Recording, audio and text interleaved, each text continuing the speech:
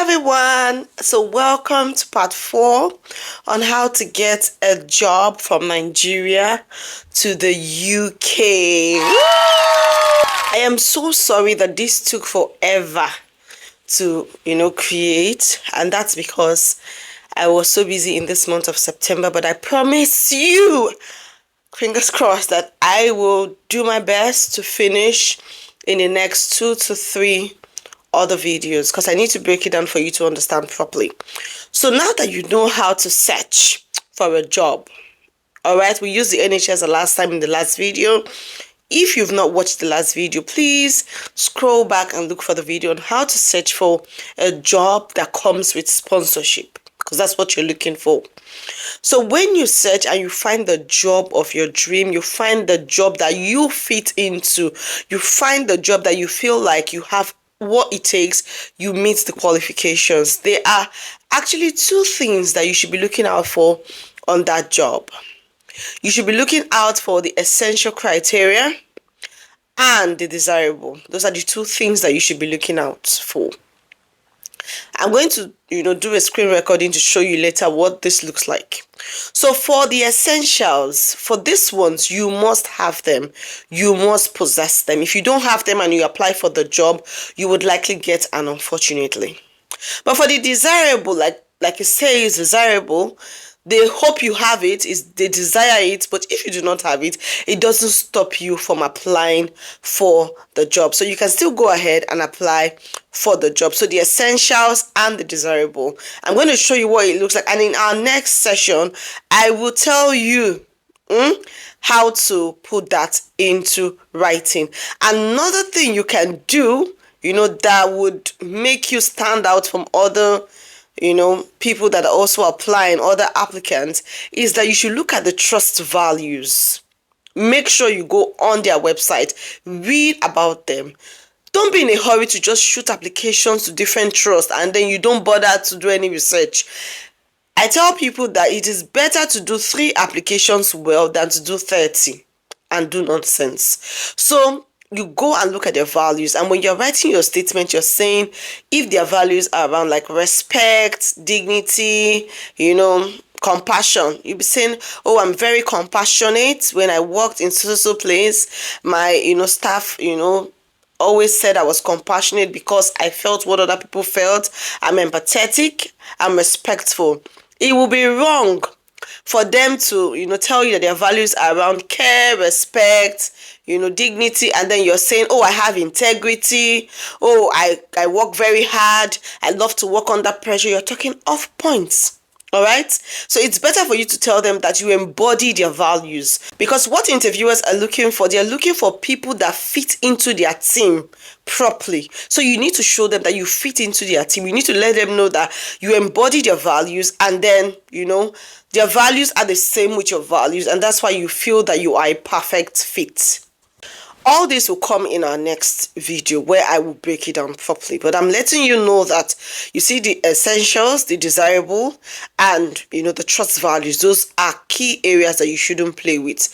And for the essentials, for every essential, you need to give an example on how you meet that essential skill or person specification. So if they say something like, for example, we want someone who works under pressure, you're going to say, oh, I worked under pressure in my former role at ABC company. When I was a staff there, usually we have a lot of customers coming in at noon. I was always there to organize everyone, to make sure that the pressure wasn't so much on everyone, making sure that the work was properly distributed amongst everyone. And even when we had more people, I was very willing to work more to make sure that I met my goals and to make sure that I attended to everyone. So I love to work under pressure. That's just like I'm just saying what it should look like. So for every point you see on the essential, you must talk about it. You mustn't skip.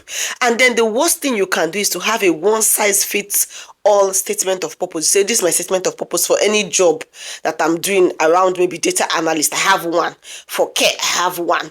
For nursing, I have one. For pharmacy, I have one. It can never be one. I've never seen 2 jobs that look alike Same job, even same company, but two different jobs that have the same requirements. They are always different. So you need to dig deep, dig your hands deep, and find what those requirements are. And when you find them, you talk about them one after the other in details. And then you will see that when people are saying unfortunately, you'll be saying fortunately. I have a class for this. So this information I'm giving for you, I have a class and I'll be doing one in October. So if you want more details, you can join that class, but it's fine. If you don't want to join the class to have like a one-on-one with me, you can just be here with everyone and get like the everyday details. So if you have questions for me, I'd like you to drop them in the comments so that I can answer your questions, because most times I scroll and then you guys are saying like lovely things to me, which I appreciate. But if you have questions, drop them and I'll be willing to respond to you. So let me show you what the desirable and the essentials and the trust values and all of that looks like, and I will see you in the next video. Thank you. I'll be using Trac, and I'll search for project officer, and let's see what comes out. We're not picking location because we're open to everywhere, like we always say. And let's look at this project administrative officer role. I'll just copy the name of the trust just in case. I'll click on this and it will open, and I'll scroll down to look for you have to read all of this. This is the trust values. So their values, they've put it into an acronym: HAT: honesty, equity, accountability, respect, and teamwork. So when you see something like this, there's no need telling them that you are polite or you're diligent. Just focus on these things that they've told you that is who they are, so that they know that you fit into their team properly. So don't talk off points. Don't talk off points. That's the trust values. And then when you scroll down, you look for the essential. So under person specification, these are the essential. This is what they want you to know. Microsoft packages, particularly Excel. Liaising with staff at all levels, MS Form experience, and other experience like project administration and the rest of them. And then look at this: ability to communicate professionally and effectively, demonstrate experience and transferable skills. That's all. You can see that this one is even easy. They are not even looking for plenty things. You see why I say that this sponsorship that you're looking for is not hard. It's not hard. You're the one making it hard. Just look at this. Just look at this. They are not even asking you to have a master's. They're not even asking you to know too much. These are the things. So when you're doing your application, you tell them how you have knowledge in Microsoft packages and how far you have gone in Excel, how you are an expert, and the certifications that you have. You talk about them. You talk about liaising with staff at all levels, what you've done before in an organization that you worked. The desirable, like I said, even if you don't have it, still apply. But the essentials, you must have it. And it says able to communicate professionally and effectively. You have to give like a story. In our next class, I'll be talking about the STAR method. All right. I'll talk about the STAR method and I'll tell you how to do a proper application. You have to tell them how you communicate professionally and effectively, and then transferable skills, something you've done before elsewhere, even though you've never worked in health sector, but you can, bring that skill into this to say that I did this there. Shows that I am able to do it here, even though it's a different setting. That's transferable skills. And before you know it, you will get the job. This is a band 5 role, and most likely it will come with sponsorship.